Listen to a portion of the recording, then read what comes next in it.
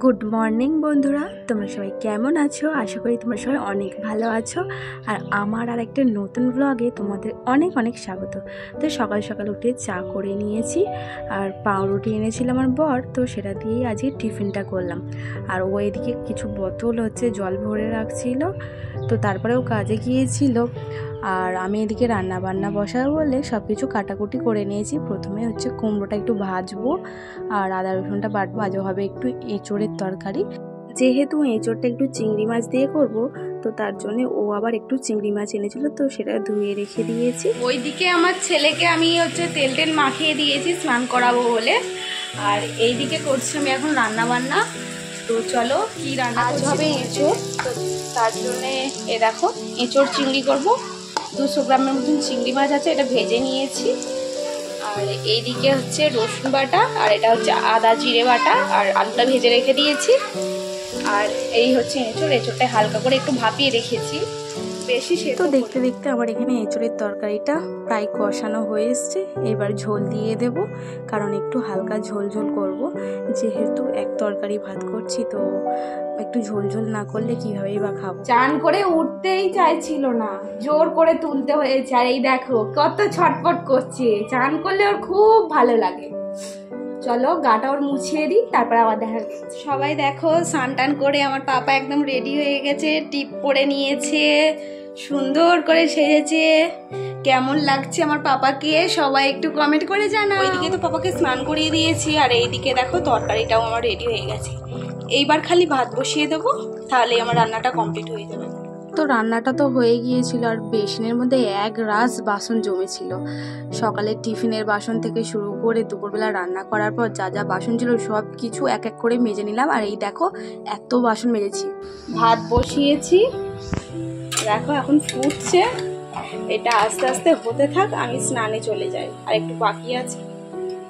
ওইদিকে ভাত বসিয়ে এখানে আমার ছেলেকে ঘুম পাড়িয়ে দিয়েছি, এই সুযোগে চানটা করে নিতে হবে। তো তার জন্য আমি ঝটপট করে গিয়ে স্নানটা করে এলাম। আর আজ আমি শেয়ার করব যে আমি মুখের মধ্যে কি মাখি।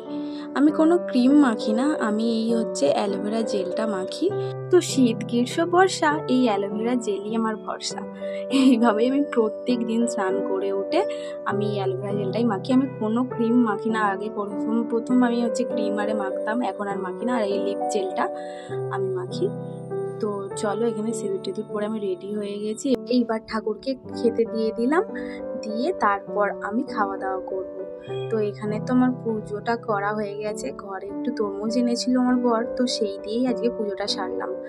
তো তার মধ্যেই আমার ভাতটাও রেডি হয়ে গেছে, গরম গরম ভাত। আর রান্না করেছিলাম তো আজকে এঁচোড়ের তরকারি। তোমাদের তো প্রথমেই দেখিয়েছিলাম, তাও একবার দেখিয়ে দিলাম। এই দেখো এঁচোড় চিংড়ি করেছিলাম, আর করেছিলাম একটু কুমড়ো ভাজা। কুমড়োটা কিন্তু কেনা না, আমার মায়ের গাছের। এবারে গিয়েছিলাম না, সেই দিন মা পাঠিয়ে দিয়েছে। তো এখন আমার ছেলের জন্য স্যালাড বানিয়েছি। সোনা, তুমি স্যালাড খাবে? হ্যাঁ, আমার সোনা স্যালাড খেতে পছন্দ করে। আমি সোনার জন্য ঘরেতেই স্যালাড বানিয়েছি। বলো, তুমি খাবে তো? ঠান্ডা হয়ে যাক, গেলে খাবে। হ্যাঁ, একা একা খেলছে, দেখো পা খাবে, দেখো পাটা ভালো মতন খেতে পারে। দুষ্ট পাপার জন্য তো আমি ঘরেতেই স্যারেলাকটা বানিয়েছিলাম। তো আগে একটা ভিডিওতে শেয়ার করেছিলাম যে আমি কিভাবে স্যারেলাক বানিয়েছিলাম, তো তোমরা চাইলে সেই ভিডিওটা দেখতে পারো। মিনি ভ্লগসে ছেড়েছিলাম। আর যদি তোমরা চাও, আমি আর একটা নেক্সট কোনো ভিডিওতে দেখিয়ে দেব যে ওর স্যারেলাকটা আমি ঘরে কিভাবে বানাই। তো আমার ছেলে তো এই স্যারেলাকটা খেতে খুবই পছন্দ করে। দুধ ফুদ অতটা খেতে চায় না, কিন্তু এই স্যারেলাকটা দিলে ও ঠিকঠাকভাবে খেয়ে নেয়। তো প্রায় 1টা বাজে, আমার বর এখনো আসেনি, তাই আমি খাওয়া দাওয়াটা সেরে ফেলছি। প্রথমে এখানে নিয়েছি ভাত, এখানে এঁচোড় চিংড়ি, এখানে কুমড়ো ভাজা, আর এখানে একটা লেবু আছে।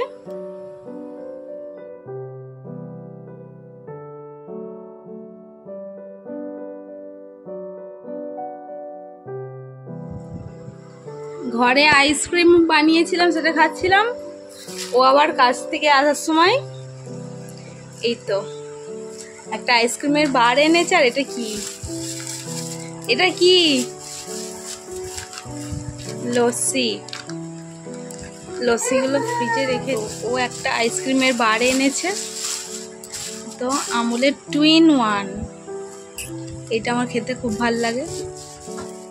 ও তো কাজ থেকে এসে স্নান টান করে নিয়েছে, এবার ওকে খেতে দিয়ে দিয়েছি। তো ও খেয়ে বলেছিল আজ এঁচোড় চিংড়িটা নাকি দারুণ হয়েছে, আর খুব ভালো প্রশংসা করেছে আমার বর। এখন বাজে বিকেল 5টা, আমার ছেলের ঘোরার টাইম হয়ে গেছে, ওর পাপা কাজ থেকে চলে এসেছে, এবার ওকে নিয়ে একটু ঘুরতে বেরোবে, তাই ওকে রেডি করে দিয়েছি। কেমন লাগছে আমার সন্টুকে জানিও,